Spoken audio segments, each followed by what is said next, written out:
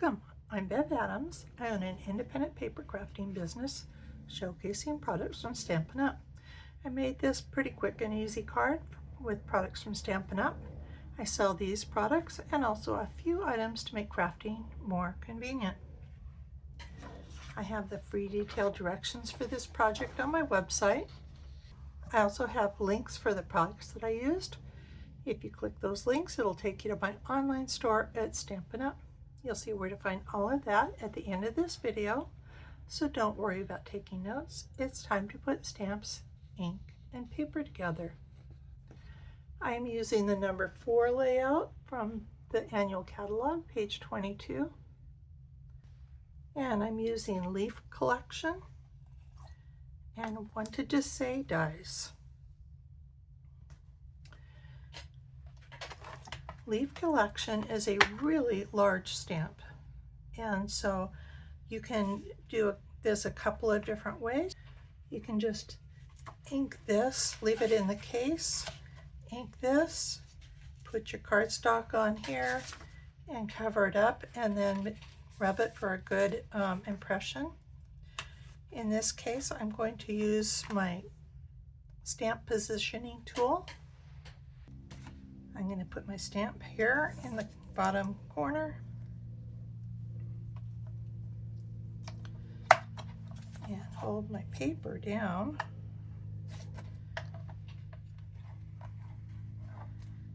and pick this up. The only problem with this is that because the stamp is larger than the paper, I'm going to hold it still with just a little bit of adhesive, and I'm going to put my finger on it a few times just to reduce the stickiness.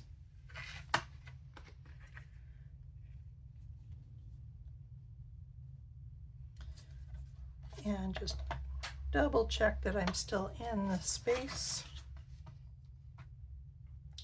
And I'm going to ink my stamp up. This is one of my new stamp pads, so it's still pretty juicy.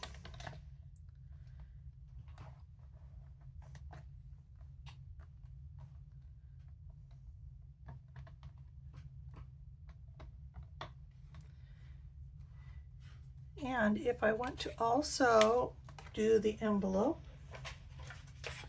so I'm just going to put my scrap paper in there, and I want to be sure and get this centered. The envelope is actually a little bit larger than the stamp itself,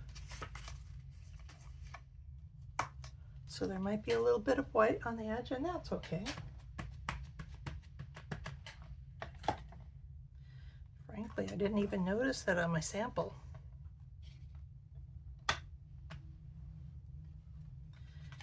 And that just inks just the flap.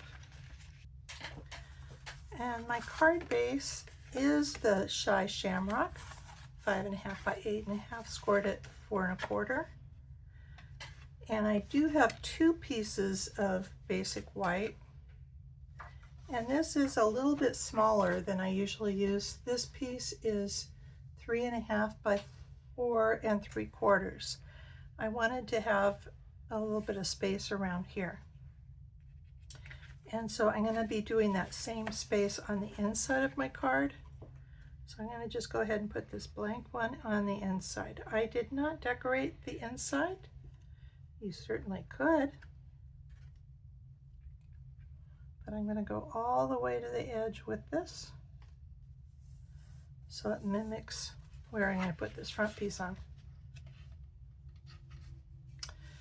I'm going to cut out my greeting from the Shy Shamrock, and I'm going to remove the backing.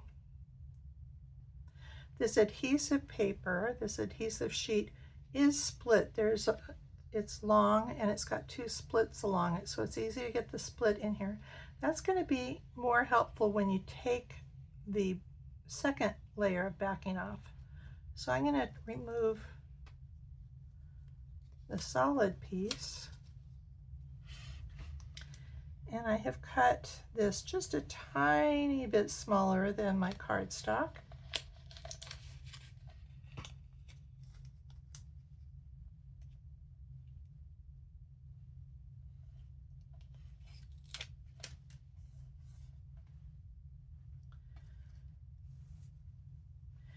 then I'm going to use the wanted to say,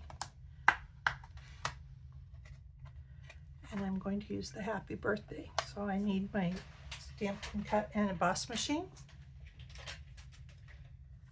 This works very nicely with the little one. And so I have a cut up plate. I like to use the gray plate. You can use the white one, number one. I've got my cut up plate on the bottom, my cardstock, my die on top of the cardstock, and the less cut up one on top, and just roll it through.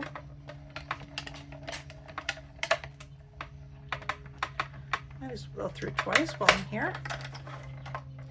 If it does not cut all the way through, that is absolutely okay. In fact, I think it's better if it doesn't cut all the way through.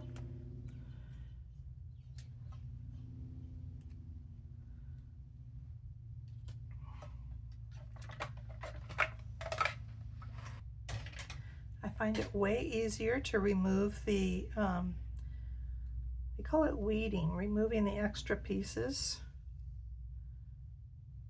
This looks like it's stuck in there, and that's fine.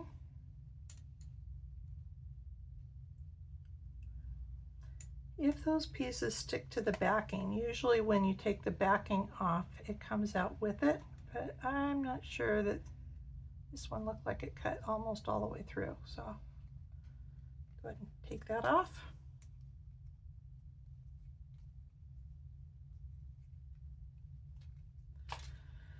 So just like in a garden, you remove the plants that you don't want and leave the plants that you do.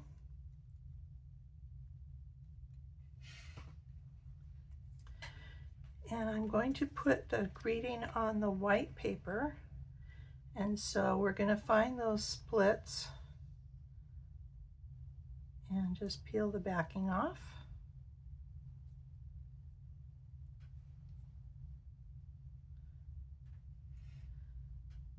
Make sure you're kind of centered on there. So I didn't take the backing off this piece, so I can take that off now. And I suppose I should use my take your pick tool.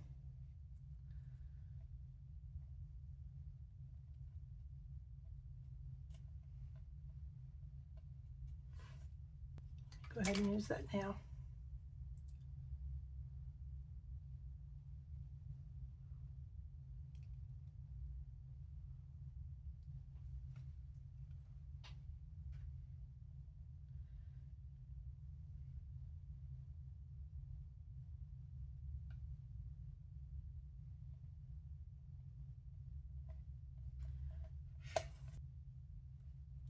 And there we go. So I'm just going to layer these.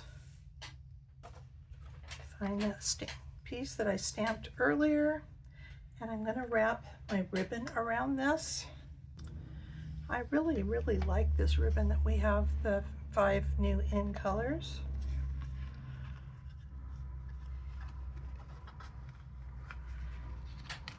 And I'm just going to tie a square knot. So wrap it around. I want my knot on this side.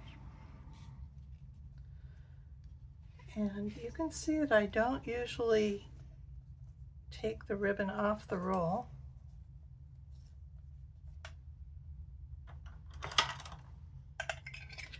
I use my third hand from the embossing toolkit.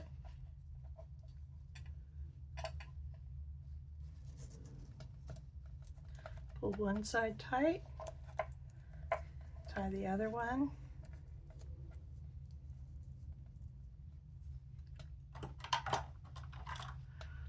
And snip it pretty close.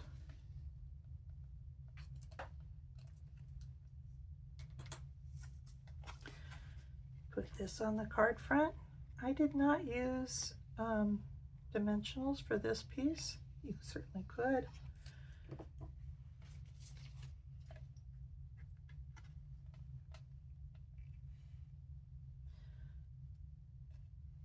Try to only have one layer of dimensionals on a card, and I'm going to be putting the dimensionals on here. So I'm gonna just put glue on the top right portions of this.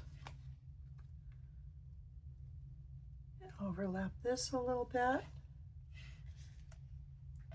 Dimensionals go on the back. I am overlapping those dimensionals half on the glimmer paper and half on the cardstock. I have really loved this glimmer paper. This also comes in the in colors, and it really adds a lot. So I want this a little bit hanging over to the left, right about there. I was going to use shaded spruce and the Shy Shamrock. I think they look lovely together, but I wanted a little brighter for Happy Birthday. My husband liked this one just as much, so any colors you want to use. Here is the web address for this project, where you'll find the free detailed directions and links for the products I used. Just click the links and you'll be taken to my online store at Stampin' Up! Click Home near the top of my page and you'll find lots of resources. Under Shop, you can find the products I offer to make crafting more convenient. How to get free products with my frequent shopper rewards, and a link to my online store at Stampin' Up! Click Inspiration to scroll all my projects back to 2011, most with detailed directions and videos.